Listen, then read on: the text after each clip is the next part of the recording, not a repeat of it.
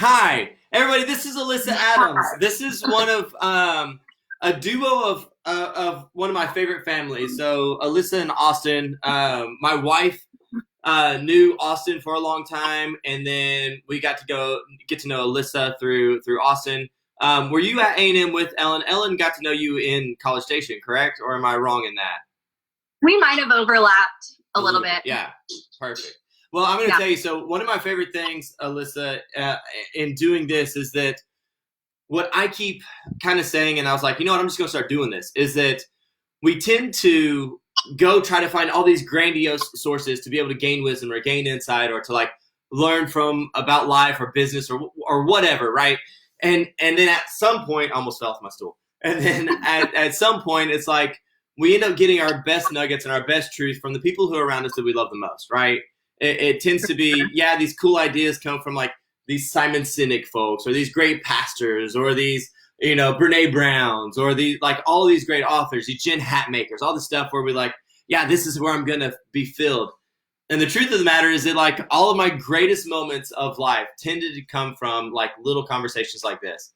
And so I just wanted to put together what happens when we start bringing some of these conversations together for folks instead of me getting up and on a whiteboard saying like, these are the things to make you awesome. It's like, why don't we just talk to people who are already awesome? And so I wanted to chat with you, obviously, and I appreciate you doing this with us. So one of the things that I think is awesome, Alyssa, is how transparent you are in a lot of the things that you talk about. And one of the things that initially drew me to be able to start this conversation with you is you're a mom, and you're very honest about mom and motherhood and all that stuff, which is awesome. I want to know, I just kind of want, like, when you look at motherhood, what are the biggest things that you learned about yourself through motherhood that, like, many of us may not even understand is, like, hiding within us? I would say the number one thing for sure that I've learned about myself in motherhood is just that naturally I'm a really selfish person. Okay. It definitely, like, has exposed that to me, and I think Austin would agree. So what does that mean now? So like you recognize this selfishness, but you're very much a person of call to action. So what does that do to you inside that like, what do you do with that? Where do you go with that when you realize that from internals? But when you get that, what does it do?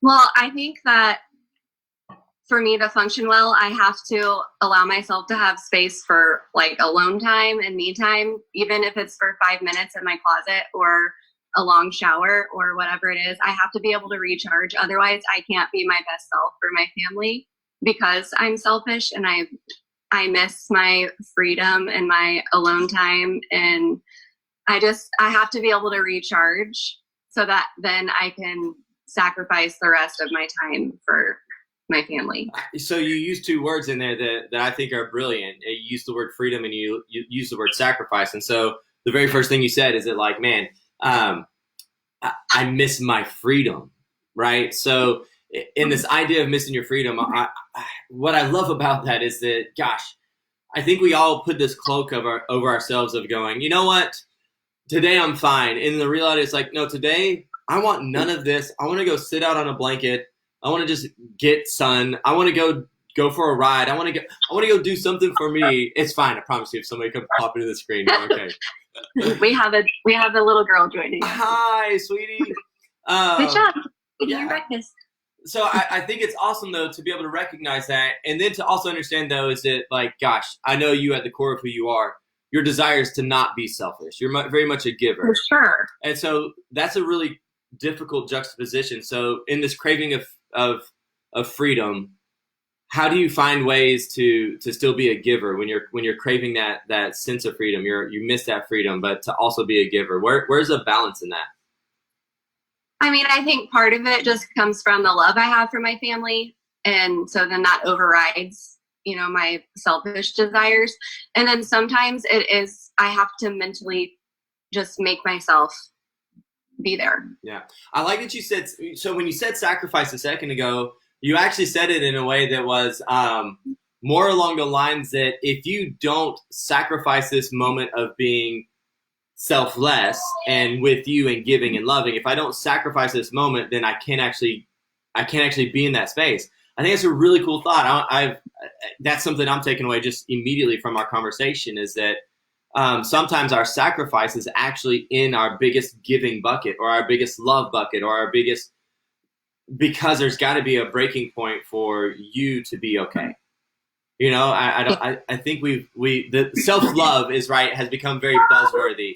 And yet I still don't think people are really understanding like self-love is about sacrificing the rest of the chunk so that you can have fulfillment. For sure. So, and the other thing that I really like, just to kind of point out, you're like, gosh, just to go get in my closet, like, just go get in your closet, like, right, just to escape. I think it's awesome. So, I want to give some love to Austin in this space, right? Because Austin's with you. So, do y'all have any kind of moment to be able to help each other recognize potential breaking points? Oh, for sure. So, what do y'all do? What do y'all do to make sure that y'all don't clash, but that y'all are actually supporting each other and supporting the people around you? I think it requires open communication for sure, and being vulnerable enough to ask for help, or not even asking for help, but saying, hey, look, I need a minute. Yeah. Like, I'm not in a good place. I need a minute. So I need you to step up. So we're able to do that with each other and for each other. Now, I know Austin pretty well. My assumption then is that his tendencies is to fix things. Like, how do you stop that bucket? For sure. Right? So how do you stop the fix moment? How do you make sure there's a very much drawn line of this isn't a fix moment, this is a me moment? I mean, I honestly say that out loud sometimes. Good. Because I don't need you to fix it. I'm venting to you. I don't need you to fix it. I just need a minute. Yeah.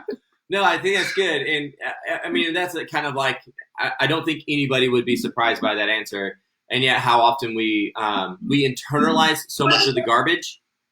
And so it's like, I can't even say this out loud because you're going to take it wrong and it's not going to be right. We internalize so much of the garbage. So when you get into that internalization side, that spin cycle, right? Because I feel like you've alluded to it a little bit, and I hope it's okay that I call it out. So when the spin cycle starts in your brain, what are some of the things that are practical for you to put the brakes on? And if there's really nothing's an okay answer too. Yeah. Well, I feel like all of this that we're talking about has really been, what is the word I'm looking for? It's been made even, I'm more aware of all of this during quarantine when we're all stuck at home and my daily life has completely changed and I have less freedom than I've had in a really long time, just being around my kids all day, every day for weeks leading to months on end. Yeah. I feel like this sounds really negative, but this is, I don't know, it's just the way it is. Obviously, I love my kids, but it's a lot to be around each other all day, every day. And so I feel like this is really, I've been even more aware of how much I need my own space and time and a break to like recharge my mind. So I think practical ways that that I can get myself out of a negative cycle is, again, hiding in my closet for a minute, taking a long shower, blaring the worship music, taking a nap. I don't, just, I need to get away, going on a walk. Yeah. Whatever it may be. So now you mentioned COVID and kind of what you're doing. Obviously it has compounded everything. As much as people want to fight through and figure out a way around and all this stuff, it has compounded a lot of things, like the negativity, the positivity. I think they both have been compounded.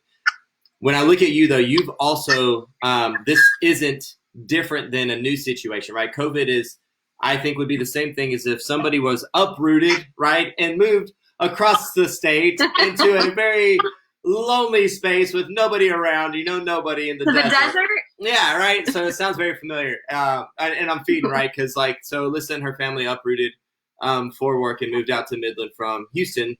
Gosh, how long ago was that now? Almost 3 years. Almost 3 years. And so new beginnings. And so I asked you before we got going, I was curious about how you dealt with the start. So something ending and a new beginning started. Like, where's the balance in that space and what do you do for that? And you actually said to me that you find the time to grieve the ending of things.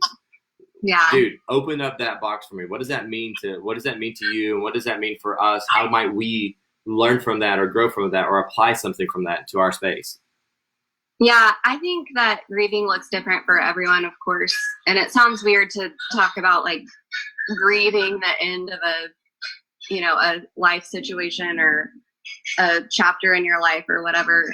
Usually it's in reference to, a person or right. loss or whatever. But I think that ending a life chapter, like how we had only ever lived in Houston as a married couple. That's the only place we had ever been. So all relationships we had made as a couple, they were all there in Houston and we had family there. And, so it was a huge change for us to move to Midland, Odessa. And I don't think I respond to change very well, like immediately. It kind of, it startles me. And sometimes I respond in anger, or sometimes I am really resistant to the change. But I think once I can, wrap my head around it and get in a little bit of a better place, then I do, like I said, need to take time to grieve the end of that, whatever it is that's ending, whether it's a job or moving or life chapter, or the fact that we're having a new baby and our life with these two kids that we've had for 7 and 5 years is, the life as a family of 4 is ending. I feel like even that is something to, move on from and welcome something new. So I think, like I said, grieving looks different for everyone. And for me, it just I give myself the space to be sad about it and to feel those feelings. And I don't try to hide the feelings. I just try to be honest about where I'm at and allow myself to feel sad. Yeah. And then when I allow myself to feel sad, then I can also at the same time allow myself to be excited about whatever is coming up. So no, and I love that. Like you're the way you speak about it almost seems like a bridge. Like there's the only way to bridge the ending and the beginning. The only way to really bridge those things so that there's a continuous journey and it doesn't feel compartmentalized is to really experience the grieving side of it. Because you can't. You said something, and I was listening. I don't know how to repeat it the way you said it, but it was brilliant. In that when we get into the space of the new stuff, like you have to give yourself the room to be excited, but you can't until you like the closure. I don't remember exactly how I said it. I got lost in what you were saying. I thought that's perfect. Because like right now, COVID is a grieving stage. I don't think people understand this yet. All of this right now is a grieving stage. Yeah, I mean, even if you're just feeling sad about the loss of normal life, or maybe you've lost a job, or maybe you have lost a loved one to this, or maybe you lost a loved one to something totally different and you don't get to have a proper funeral, or maybe you had to cancel your kid's birthday party. Like all of that stuff is sad and a loss in some way. Yeah. Well, and so many of us right now, and gosh, I'm going to shift into a little bit of that business gear right now. There's so much uncertainty, right? We've lost our rhythms. We've lost our normal triggers. There's a lot of loss in all of it. And instead of actually looking back and understanding the loss, and I think this is some of the connections that I'm making having this conversation with you, instead of evaluating where all those losses, those little bitty losses happened, we're just looking to break into new. We're just looking to break into new. And I almost feel like it feels like that way. It's forceful to like bust into something new versus if we allowed ourselves to, instead of compounding all those little moments of challenge of loss, all those losses compounded, if we allowed ourselves to like really review those moments, it might not feel like we're breaking into something new, and it may feel like more of the birth of something new, or more of like a blooming of something new, right? We almost lose the beauty of new if we don't understand how to grieve the loss. For sure. So I love that. I think that's awesome. So I know that one of the things that you're looking at right now is balance and figuring out the balance of all of it. It's a new balance side of things. You just told me you got a chance to all get together. So y'all are actually together as a family now, right? We are. I guess we're breaking some kind of social distancing rules, but I mean, just quarantine. We're just quarantining together. Yeah, and then you'll figure it out. Like, I don't know if that's right or wrong, and we're not judging you for it because we all wish we were doing the same exact thing. Yeah. So what are, like you said, you don't feel like you've got balance right now, but surely there's some hope for that. So what are some of those things that you're looking at right now that areas of life that you need balance, or things that you're starting to see a light at the end of the tunnel for a new version of balance, or a new way of balance, a new rhythm of life? What does that look like for you right now? Yeah. I, especially before we came here to Lubbock to view a family a couple of days ago, I really wasn't feeling balanced. I don't feel like I was in a good headspace, to be honest. I've really been struggling through the quarantine, just lost the routine, and I don't know what it was, just being stuck in the same thing every day. Was really draining. Yeah. But I think where I've been able to find some type of balance, I would say mentally, is just getting outside and trying to enjoy the sunshine. We go around the table at dinner and say out loud something that each of us was thankful for that day. I love that. And I think that finding gratitude and just like my things that I would say I'm thankful for are like the sunshine or the fact that my kids were playing together. It's like the simplest things, but there's always something to be thankful for. And so I feel like that has really helped our family to find balance in this situation. And for me personally to find balance is just trying to maintain a heart of gratitude. Yeah. And then also, now that we're in Lubbock, this has really helped, being able to have other adult conversation outside of my husband, which no offense to him, but all of those who know Austin who are watching this right now, they just went right on by that. They get it. Yeah. So the change of scenery and all that, it's been really good. Yeah. But it's been hard. It's been a challenging time for me. Yeah. So I want to ask, like, the hard thing I think is great. I think it's great for us to understand, great for us to see, great for us to feel, great for us to say out loud together, like, yeah, this is hard. I think we're all like telling each other, like, well, pull yourself up by the bootstraps and get out there and do it. You gotta, it's like, no, like sometimes like you're doing the best with what you've got. We need to celebrate the fact that you put pants on today, like today's a celebration. I've got pants on, like, my kids ate something other than a Pop-Tart, like, it's like, get into the moments of like, no, these are great small victories in our life. So the whole preface of all of this was obviously to get into a space that we, like I was saying, we learned from each other. Like, some of my greatest moments of life came from just sitting with somebody. What are some of those things for you that you've had great wisdom imparted to you, or great advice imparted to you that, and I didn't preset you for this question, so you're welcome to take some time to think about it. But what are some of the greatest moments of wisdom that you've been able to share with or shared from somebody in your life? Something that just popped into my head that had to do with, like the change in life, and it was something that my mom said to us whenever we were moving. But it was my parents, whenever I was born, lived in San Antonio, and my dad grew up in that area, and they had established all of their friends, same as us, as a married couple. Hi. Hi, Mr. Foster. They had established, their life in San Antonio as a married couple, and then my dad changed jobs, and they were moved to Arlington, which is where they live now. And my mom, whenever we found out that we were moving to Midland, Odessa, said to me that, obviously they had a wonderful life there and wonderful friends that they were sad to leave behind. But she said, look at the way that God has gone over and beyond. Look at the way that he's provided for us here.